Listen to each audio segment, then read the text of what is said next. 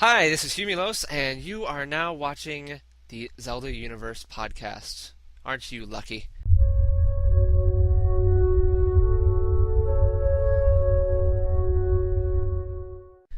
Joining me today is the wonderfully fantastic Aramgard, What's going on, people?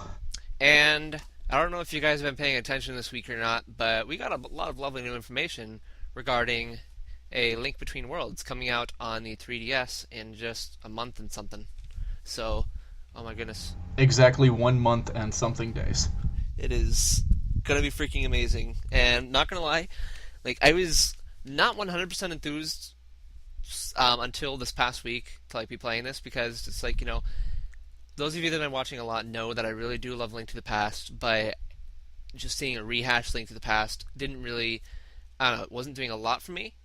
But we've learned a lot of ways that this is going to be much different than Link to the Past and different from other Zelda games in general, actually. So, my phone's ringing. Turning that off. There we go. Anyway, so Aaron Guard's actually been reporting a lot on Gen Gen Gen Gen Gen game. GenGame.net about a Link Between Worlds. So I'm gonna ask you first. What's one of the major changes that you've seen that really sticks out to you? All right. Well, the big thing that was announced a little while ago. Well, it was teased a few weeks ago by Onuma, but they've just kind of given a little more detail on it now. Is Ravio shop? There's going to be this shop with a guy that looks like Nabbit from Super Mario Bros., but it's actually it's a new character named Ravio, and he will run a shop where you can buy all the items in the game, but they're ridiculously expensive. So early on, what you have to do is rent them, and the idea is that you can go to the dungeons in any order you want, but you have to be careful about what items you take with you. So you're going to want to visit the item shop frequently and trade in your items and rent new ones to make sure your arsenal is best suited for whatever dungeon you're going to go tackle. Yeah, that's like completely different, and Iwata directly references that in his Nintendo Direct. That it's unlike any other Zelda game. Is that normally the convention is you find items in the dungeons, and once you find the item, you can use it to solve that dungeon's puzzles. But we've already seen in a lot of trailers, the use of the hammer, for example, in the Tower of Hera, to hit those little pegs down. So, there's definitely going to be dungeons that require certain items. So, I think that is. Well, yeah. Yeah, go ahead. Oh, one thing that I'm a little worried about with this is it gonna end up forcing backtracking? Like, there's the idea you can play any dungeon, but let's say I go into, some random dungeon, wander around a bit, and realize, oh, this dungeon is impossible to beat unless I have item A and item B. So they have to be careful. If I was developing the game, I'd want to make it so that every puzzle has multiple ways you can do it to make the player get creative. So even if you didn't necessarily bring the best items to tackle that dungeon, you might still be able to solve the puzzle a different way. I'm not sure if they're going to do that or not. From the Tower of Hera, everything looked pretty set in stone, but I'm guessing that's an early dungeon, and they'll probably make sure you have the proper items. So it'll be interesting to see how the gameplay opens up as you get later into the story. Totally, and one thing that Zelda gamers have had a problem with in the past is Phantom Hourglass, with the going back to the Temple of the Ocean King over and over and over again, and having to go farther each time. So, obviously backtracking is something we'd be worried about. But will it be as bad this time? I don't think it would be if there is. So, like, even if you go to a dungeon and there's certain items you can't use, I feel like you would know that a lot more quickly. And since Ravio's shop appears to be pretty centralized in the world, I think it'd be pretty quick to get back over there and come back with whatever you need, or just go to a different dungeon entirely. So, I mean, it could still break the flow of the game a little bit, but I am interested to see exactly how they will handle that, or if they go with your option and have just different solutions for everything. I honestly, I don't think they will do that. As cool as that would be, but I don't think they will go on that route. I think it will be mostly backtracking, so hopefully they have a good teleportation system, honestly. Yeah. I imagine that they'll make some sort of reference to the original Link to the Past with the bird that flies you around Hyrule and everything. Magic So Duck. yes, the magic duck. Yes, he's awesome. Yeah, I'm sure he'll be back. That's pretty much a given. So, now one thing is even though you do rent items and bring them with you, you do still have the option to buy them as well. It's just you have to have apparently a lot of rupees to do that. And one thing that you may have noticed from the trailers is the rupee counter. It has 4 digits in it this time, so we're obviously going to be getting more rupees than we had in at least the past. And how many we can get, I don't know. I'm hoping 9,000 something. That'd be great. Or if it's going to be like Wind Waker and capped at like 5,000 something, or I don't know. So you're hoping the rupees will be over 9,000. I am definitely hoping the rupees will be over 9,000. So, but that's something I saw that, and it's also makes me think that the items are going to be ridiculously expensive too. Like I'm thinking, in Link's Awakening, the bow and arrow was 980 rupees. I'm thinking we can expect that kind of range again with items here. So, I'm interested to see how that will play out. If how quickly you can buy items. Now, one thing I do want to bring up though is that Iwata specifically did say that after a certain point, you'd be able to go to the dungeons in whatever order you wanted. So, do you think there's going to be like another basic get the 3 things, get the Master Sword quest going on here? Because that's what I'm feeling. Yeah, I would guess something along those lines. Maybe not necessarily the exact, beat 3 dungeons, get Master Sword plot twist, go from there. But I think there'll definitely be like a sort of intro period where they set the story up and have you go through a couple dungeons and learn a couple things, and then after that the game will open up a bit. I'm hoping they spice it up a little bit, but I would not be surprised at all if it's 3 dungeons, Master Sword plot twist. I wouldn't be either, and I'm honestly expecting it, but I am honestly happy that they are bringing back non-linear gameplay at least in this way though, Yeah. because for any of you that have played the original Zelda game, which is freaking awesome, if you haven't, it's weird. It's very different from today's Zelda games, but way good. You kind of weren't given any direction as to where to go, so you kind of just stumble upon a dungeon and go right into it.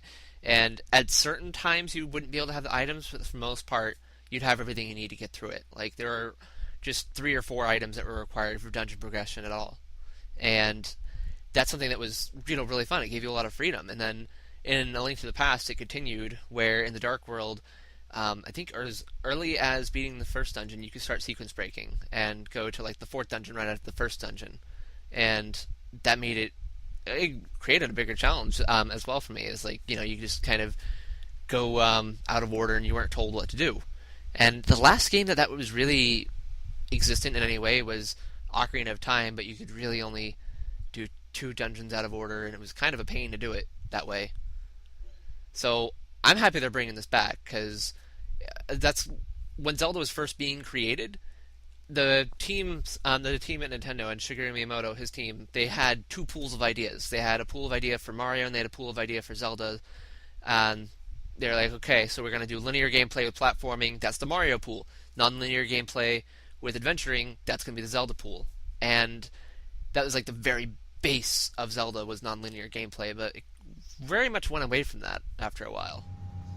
I think a big part of that is actually with Aonuma's influence on the series, because he has said in interviews and stuff that he wants to take the focus. He doesn't want as much focus on like combat and things like that. He and a lot of the Zelda games have been a little more puzzle heavy recently than in the past, and I think with that.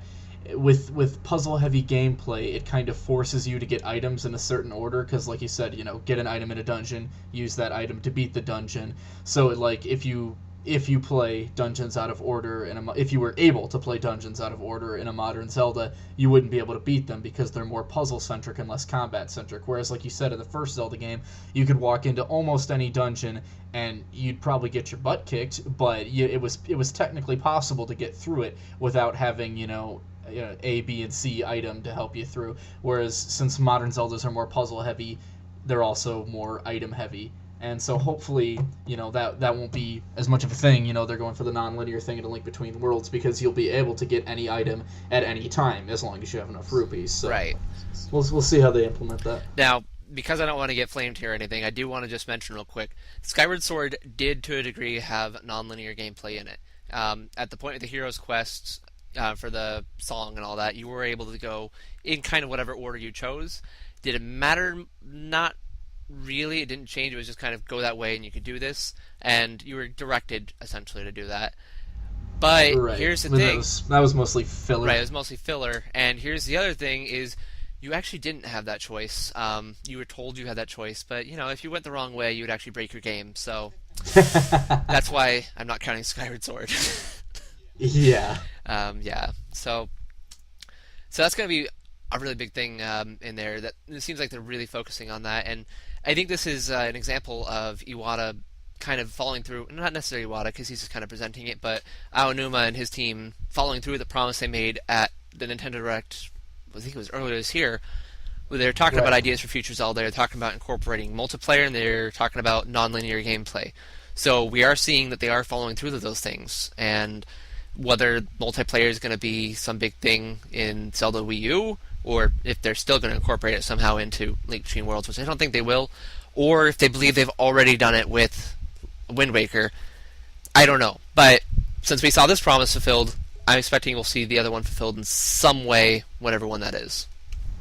In a slightly more recent interview, he basically implied that it's going to be something like what we saw in Wind Right. Waker, but maybe a little more. So he basically said multiplayer, doesn't necessarily always mean like co-op. It can just be any sort of online interaction with other people. So I'm guessing it's mostly going to be some kind of Miiverse integration, but they could surprise. Yeah, they very well could. So another big bit of news we got is we did have full new gameplay footage of the game. It detailed Ravio shop, but also detailed a lot of new characters in this game. So even though it's taking place in the same world, which we have confirmed the map, by the way, the light world looks exactly the same as it did in A Link to the Past. But there's a lot of new characters inhabiting it, and also the other world. Okay, so they've been very careful about calling it the other world instead of the dark world. But so in these worlds, we have a lot of new characters, including the Zora Queen, what we're calling her right now, large green fat lady, and we're back to the original style of Zoras, which don't look quite like I expected them to as a kid, to be honest. But you can still tell they're Zoras, so that's cool. We have who else do we have here? We have I'm drawing a blank. Dampe the Gravedigger. There we go. Dampe the Gravedigger is back. Always a favorite. Always everyone's favorite, and his. Hopefully, we don't have his torturous minigame again. Oh gosh! Of course, Link to the Past is the one that introduced the dig for a heart piece game. I never had a problem with that. For some reason, I always got that first try. Oh my goodness, which one? Link to the Past or Dampe? The A Link to the Past one. Okay, yeah. I mean, that one's not as difficult just because you're running around yourself, whereas Dampe's just like, oh, take The one slow in steps. the Ocarina of Time graveyard. Yeah. Oh yeah, Gosh. that one. The heart pounding Gravedigger's Tour. Yeah, it's so hard pounding. Oh my goodness. So he's around.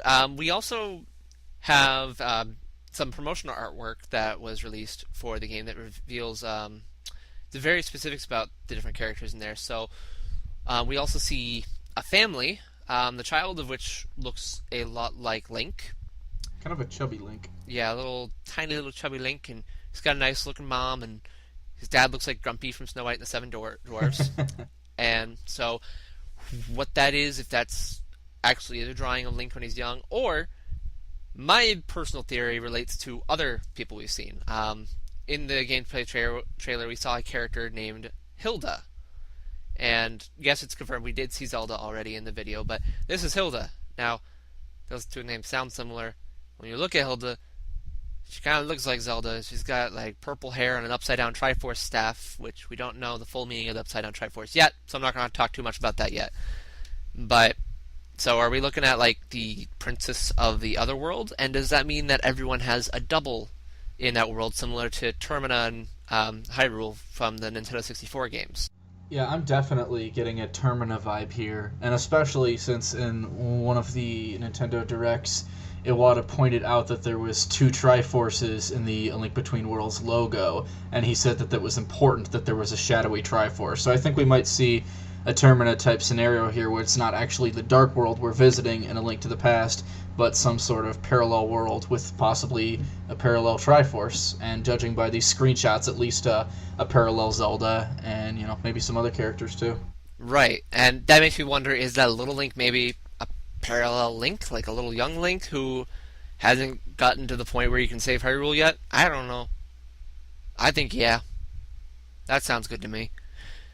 But that also raises another question, though. If this is like Termina and there is a Dark Triforce, does this mean that we need to talk to Hiley and Dan about this and his extensive theory relating to the Triforce and Termina? He's gonna write like an entire book on it. Oh my goodness, I cannot wait to read it. So yeah, we have that. Now, one of the biggest characters we have in there is my personal favorite new reveal, partially because he looks very close to my personal favorite Final Fantasy villain. Those of you who are familiar with the Final Fantasy series are probably familiar with Kefka, the big bad guy in Final Fantasy VI. Well, if you were thinking, man, I really like Kefka, but I kind of want to play Zelda, no problem. They got that problem solved for you finally. We now have Kefkadorf, as I'm calling him. You can call him whatever you want. Hombre de Mundo is calling him Shannon. But it really does look like a skinnier version of Ganondorf with like Kefka's makeup and kind of, to an extent, his dress appearance too. Not so much like a clown, but it's pretty close. I mean, look at it for yourself. It's right here on my hands. Hombre de Mundo. So is that going to be a villain? Duh. Oh, he's got to be a villain. Yeah, Nintendo's not Just too look subtle. at that eyeliner. I mean, come on. They're not often subtle about their villains, even when they are, you know, supposedly supposed to be secretly villains, like good old Chancellor Cole. wore two hats. Exactly. Who wears two hats? It's like, no, Chancellor Cole, we knew you were a villain the whole time. I'm sorry. They're not too subtle with their villains, so yeah, he's a villain. And we were actually talking just before this about, is he going to be... Actually, no, hold on. I got the exact quote from Hombre de Mundo right here on this disc. It says, I am wondering if that my Swedish self will be seeing another plot twist similar to the one we had in Skyward Sword and many others of the games, where there is a villain and then suddenly there is a different villain. That's what he said. That was verbatim. Yes. But it's a good point to bring up because we had lots and lots of promotional artwork. Well, one. We had promotional artwork for Girahim prior to the release of Skyward Sword, and everyone knew him, and we all knew he was going to be a villain. And was he the final villain? Nope. He was just a sword the whole time. Just a measly little... Well, I guess it wasn't measly. It was a pretty freaking big sword. But he was not the main villain. And we see Vaddie from Four Swords Adventures. He was not the main villain. Skull Kid, even to an extent, was not exactly the main villain. I wouldn't say it's quite as heavy as a plot twist, but either way, it's still there. Aghanim from Link to the Past. This goes way back, okay? Aghanim was not the main villain. it's Oracle of Ages and Oracle Seas. I can go on. I can probably list almost every Zelda game like this, but they seem to really like doing that. To have someone appear to be the villain, but then, nope, just kidding, they're not. Are we going to see that again? Hombre de Mundo thinks so. I personally don't. Mostly because the villain they're showing looks like Ganondorf. And we've never really had a point where Ganondorf, if he's in the game, is not the main villain. I don't know. What do you think about that? So, do you think this is an incarnation of Ganondorf? Well, we saw in Skyward Sword that pretty much... Well, here's the thing. Is if Skyward Sword's backstory applies to the other world, then it could be that he's an incarnation of Demise, just like Ganondorf is. Right. Well, but does that apply in the other world? I don't know. I think, well, I wouldn't imagine it would imply in the other world, but here's what I'm thinking. I'm thinking he would be the other world like counterpart or mirror of Ganondorf. I don't think this would be like Ganondorf proper or a reincarnation of Ganondorf, but I could see this as being sort of the like Termina or otherworld version of Ganondorf. Which it would be interesting just by the fact that from the other promotional artwork, clearly they're going to talk about Ganon, at least in the backstory, because there's all these pictures that appear to be recounting the events of A Link to the Past. There's pictures with Seven Sages and the Triforce, and Ganon stealing Zelda, Ganon in his blue pig form, and things like that. So clearly they're going to talk about Ganon, at least in the backstory, and it would seem stupid to talk about him if he's not going to have some sort of role in the game. But then this Kefkadorf guy, like I said, I think he is the... If the other world does have counterparts for everyone, I would think he would be the other world counterpart to Ganondorf. So then that raises the question, what happens if Ganondorf and Kefkadorf meet in this game? Like, are they going to team up? Is one going to be superior to the other? Or are they both going to try to take over the world? You know, I mean, it'll be interesting to see where they take this. I could see the Kefka looking guy being, the Aghanim type character where he, you chase him around for 4 dungeons and then he reveals, oh, I'm just working for Ganon. But I'm hoping they do something grander with him, and just judging by the fact that he appears to be the Otherworld version of Ganondorf, I think it's a possibility. Yeah. Now, here's my bit of speculation, okay? Is, again, they've been calling this the Otherworld, not the Dark World. But even though they keep calling it that, every time we see it, it looks like the Dark World. It really does look like the same Dark World that we had in A Link to the Past. So why then are they calling it something different? Here's my thought: is when Link made the wish in the Triforce to restore the Golden Land and fix everything in Hyrule, I feel like maybe they just had to put everything somewhere. Like everything that was in the Dark World had to go somewhere else. And my feeling is maybe that world that was the Dark World started to flourish in some respects and become another world. And which is why they're calling it the Other World, not the Dark World, because it was taken out of the Dark World and stemmed from that. And again, this is pure speculation, but if that's the case, and since Ganon was defeated in the Dark World, there's a pretty good chance that if I'm right on that, that this could actually be the same Ganon. That this could be the same Ganon that was defeated in A Link to the Past, reincarnated, because it would be the same world. So that's pure speculation, but that doesn't sound too implausible to me. What about you? It's possible. Well, another thing sort of along that lines is, what if someone else, because as far as we know, the Triforce is still in the Dark World, now it would be the Golden Land at the end of A Link to the Past. We know that the Golden Land turned into the Dark World as a result of Ganon's wish, so what if it was transformed into this other world that kind of resembles the Dark World as the result of someone else's wish, like this new, Kefkadorf-looking guy? It could be, and we also don't know what the powers of the Dark Triforce are. We don't know exactly what that thing can do. If it is a tangible object, which I'm assuming it must be, if it is the counterpart of the Triforce, but we don't really know what it can or cannot do. So, lots of things to be speculative about there, but thankfully we only have a month and a few weeks to wait, so that's pretty awesome. So, and there were a lot of other little goodies thrown throughout the trailers, and like you noticed one of them. Go ahead and say that.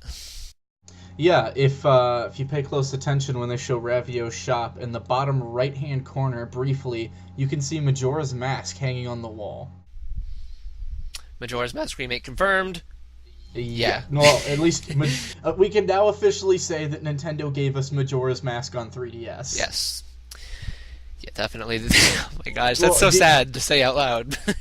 Do you think that's just going to be a casual cameo as like a thank you to fans for their support? Or I definitely do. You think it could factor into the plot? I do not think it's going to factor into the plot in the slightest. I really don't. And yeah, so because Nintendo's a big tease. They are. They just like doing that, and I know this game isn't going to be like as outsourced as like the Oracle games were, where they're just like, let's just throw in everything and none of it matters. So you have the Master Sword and Twin Rova and all this stuff, but no, that's all. Doesn't mean a thing. Well, if hypothetically the other world is Termina, like somehow they'd like bring that into it, like could you see Majora's Mask playing a role in the plot then? I think that would be very, very possible. I think that could be, and I think that would be pretty fantastic if they did that. I'm giving them a lot of credit for thinking that they could possibly do this, but I think that'd be pretty sick if this happened to be Termina and this actually was the same world. But I don't know. I don't know if they'd go. It's that almost far. Wishing for too much. It is definitely wishing for too much. Just because, I have here. Look at this Hyrule Historia. Okay, you see that timeline? Just look at that timeline.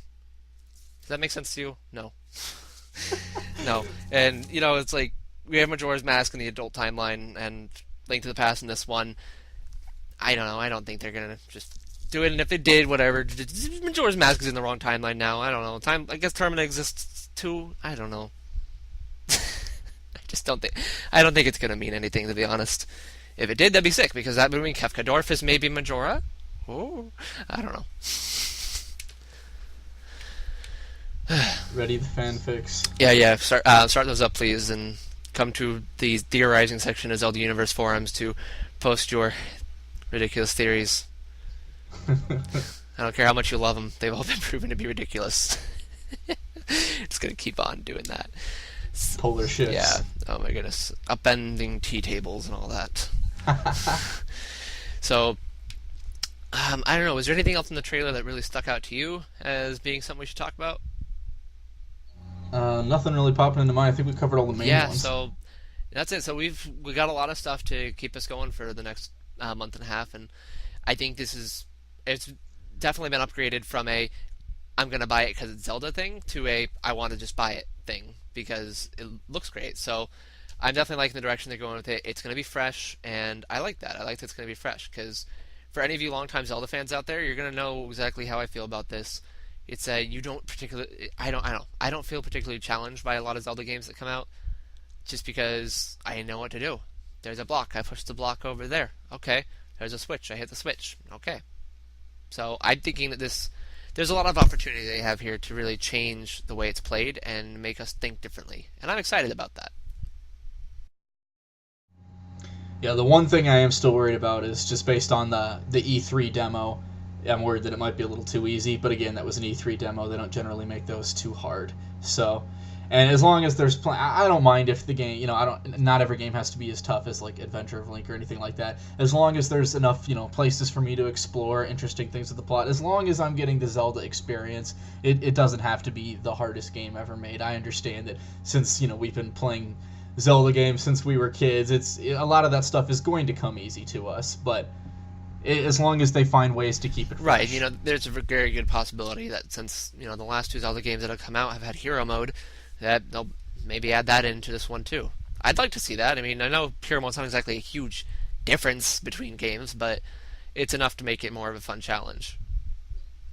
So, yeah, that's what we got to say about A Link Between Worlds. So, look for it soon. So, yeah, this has been Humulos, and that guy, I don't know where he is. Aramgard from gengame.net. gengame.net.co.jp. Yes. Yes. Bye. Laters.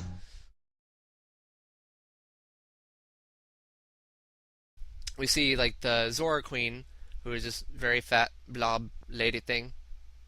Did my camera just She's pop beautiful. out? Hold up. Uh oh. Oh no. Oh no. Oh no. Okay. So here's the thing: is I guess I didn't charge this thing enough before I used it. Oh gosh, why? Should I stop my audio? Yeah, go ahead and stop your audio real quick. My video has ended. I was hoping if I left it charged in, it would be able to record at the same time, but I didn't. Ombre, we're stopping this. This is gonna be a pain for you.